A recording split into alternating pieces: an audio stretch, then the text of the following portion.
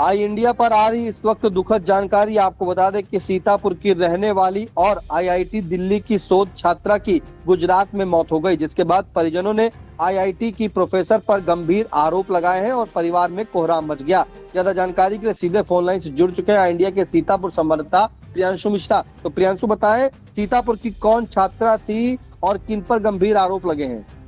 जी निशांत, आपको जानकारी देना चाहेंगे कि ये बेहद गंभीर मामला भी है और ये जो खबर है ये भी बेहद दुखद है, क्योंकि आईआईटी दिल्ली की शोध छात्रा की मौत हो गई गुजरात में और जो परिजन हैं वो लापरवाही का आरोप लगा रहे हैं। जो उनके साथ प्रोफेसर गई थी उन पर, और खास तौर पर आपको जानकारी देना चाहेंगे कि आईआईटी जो है जो इंजीनियरिंग हो या इंजीनियरिंग सेक्टर का देश के अग्रणी संस्थान माने जाते हैं। सपना होता है छात्र छात्राओं का कि आईआईटी में एडमिशन हो, इसके लिए कड़ी प्रतिस्पर्धा भी होती है। और आपको जानकारी दे दें निशांत कि ये जो छात्रा का नाम है ये सुरभि वर्मा है, जो सीतापुर के खूबपुर मोहल्ले की रहने वाली थी। इनकी उम्र जो है वो 24 वर्ष बताई जा रही है। और जैसा कि जानकारी मिली है आई इंडिया को, उनके जो चचेरे भाई हैं अजिर, उनसे, तो उन्होंने ये बताया कि जो सुरभि वर्मा थी ये आईआईटी दिल्ली में रिसर्च स्कॉलर थी, या हम जिसे शोध छात्रा भी कह सकते हैं।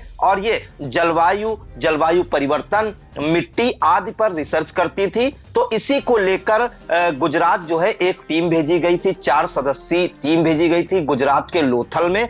और वहां पर मिट्टी का जो है, जो मृदा होती है उसका नमूना लेना था, जिसमें आपको बताएं कि आईआईटी दिल्ली से ये जो शोध छात्रा सुरभि वर्मा गई थी और इनकी जो गाइड थी वो प्रोफेसर यमा दीक्षित थी, जो आईआईटी दिल्ली में ही प्रोफेसर थी। साथ ही इनके साथ 2 लोग और गए थे आईआईटी गांधीनगर से, जिसमें एक जो है प्रोफेसर थी और एक स्टूडेंट थे आईआईटी का। तो ये 4 सदस्यीय टीम जब गई थी, और जो परिजनों का आरोप है, जैसा कि इनके चचेरे भाई अजिर ने आरोप लगाते हुए बताया है कि प्रोफेसर यमा दीक्षित ने जो है गुजरात के लोथल में प्रतिबंधित क्षेत्र में बिना किसी परमिशन के ये मिट्टी का नमूना लेने पहुंच गई, किसी से ना जानकारी ली और इनके पास कोई सुरक्षा उपकरण भी नहीं थे। और जो जानकारी मिली है उसके अनुसार वो काफी दलदली इलाका था और इन्हें मिट्टी का नमूना लेना था। और वो जो क्षेत्र था वो प्रतिबंधित क्षेत्र इस वजह से भी था कि वो खतरनाक क्षेत्र था और वहां बिना किसी जिम्मेदार अधिकारी की परमिशन के हम नहीं जा सकते थे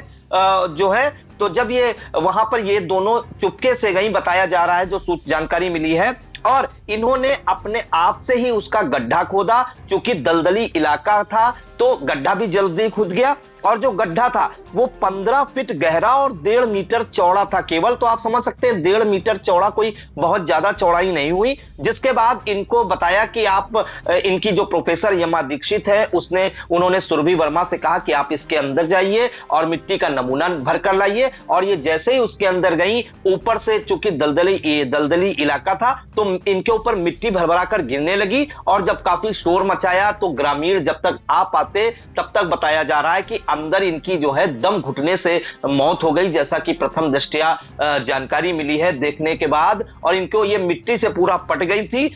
और जब ये जानकारी बाहर निकली तो हड़कंप समझ गया पूरे आईआईटी में। और जहां पर ये गए थे गुजरात के लोथल में, वहां पे भी ग्रामवासियों ने कड़ी मशक्कत के बाद जो है इन्हें बाहर निकाला, जिसके बाद पुलिस को सूचना दी गई और अहमदाबाद में जो है इनका पोस्टमार्टम हुआ है। और जो इनका शव है वो सीतापुर निशांत लाया गया है सुरभि वर्मा का। और परिजनों का ये आरोप है कि ये जो लापरवाही थी, ये आईआईटी की जो प्रोफेसर है यमा दीक्षित, जो ये गाइड बन के गई थी इस छात्रा की, शोध छात्रा की, इनकी जो है लापरवाही से उनकी बेटी की जान चली गई, उनकी बहन की जान चली गई। और उन्होंने ये कहा है कि वहां पर इन्वेस्टिगेशन चल रही है। अहमदाबाद में जहां पर पोस्टमार्टम हुआ है वहां पे पूरी इन्वेस्टिगेशन चल रही है। और ये एक तहरीर सुबह जो है सीतापुर में कोतवाली में देंगे, या इनका जो रामकोट थाना लगता है वहां पर भी देंगे। और उन्होंने कड़ी कार्रवाई की मांग उठाई है जो प्रोफेसर यमा दीक्षित है उन पर। और उनका ये साफ आरोप है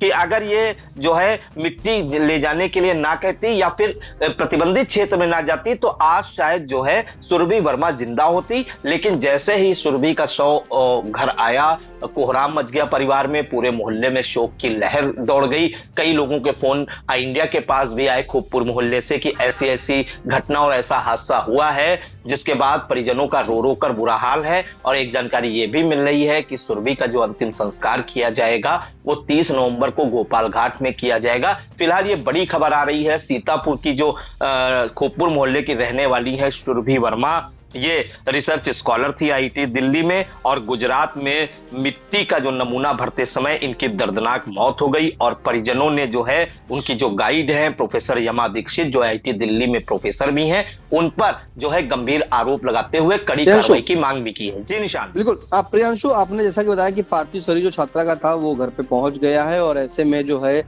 आज 28 नवंबर है, तो ये 30 नवंबर को शव का अंतिम संस्कार क्यों करेंगे? माफ कीजिएगा निशांत, माफी चाहेंगे, चूंकि आज 28 नवंबर है, 29 नवंबर को जो है अंतिम संस्कार किया जाएगा। और ये जो पूरी जानकारी है, ये जो उपलब्ध कराई है, ये अजीर जो इनके चचेरे भाई हैं उन्होंने उपलब्ध कराई है। और उन्होंने कहा है कि इसको सरकार से भी उन्होंने एक मांग उठाई है कि इस पर जो है कड़ी कार्रवाई की जाए कि एक प्रोफेसर की लापरवाही से उनकी बहन की जान चली गई। निशांत, बिल्कुल, आपको बता दें कि ये बड़ी ही दुखद खबर है, क्योंकि सीतापुर की खूबपुर की रहने वाली छात्रा सुरभि वर्मा जो आईआईटी दिल्ली में शोध कर रही हैं, उसकी पढ़ाई कर रही हैं, और वहीं गुजरात के लोथल में हादसा हो जाता है और उस हादसे में छात्रा की मौत हो जाती है। और परिजन जो है प्रोफेसर यमा दीक्षित पर गंभीर आरोप लगाते हैं कि उन्हीं के द्वारा जो है प्रतिबंधित क्षेत्र में ले जाया गया सुरभि वर्मा को, और बिना किसी उपकरण के, यानी कि मिट्टी जो थी उसका नमूना भरने के लिए कहा गया। तो ऐसे में